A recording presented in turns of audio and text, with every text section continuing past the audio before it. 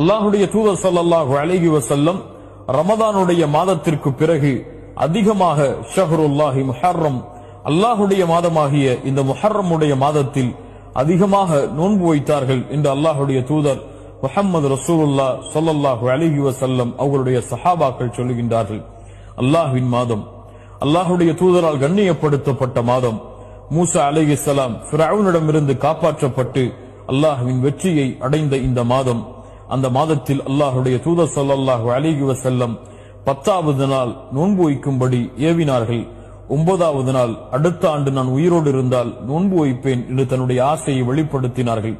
கண்ணியத்துக்குரியவர்களே, அல்லாஹுடைய தூதருடைய வழிமுறையின் அடிப்படையில் இந்த ஆஷராவுடைய தினத்தையும் அதற்கு முன்னால் இருக்கக்கூடிய 9வது தினத்தையும் நோன்பில் கழிப்போம்.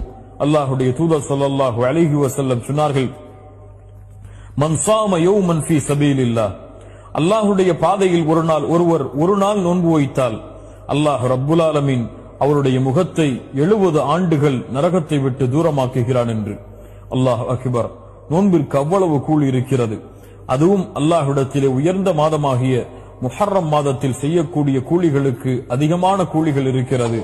அதுவும் அல்லாஹுடைய தூதருடைய சுன்னாவை செயல்படுத்தினால் அதைவிட அதிகமான கூலிகளை அல்லாஹ் ரப்புல் ஆலமீன் எமக்கு வைத்திருக்கின்றான்.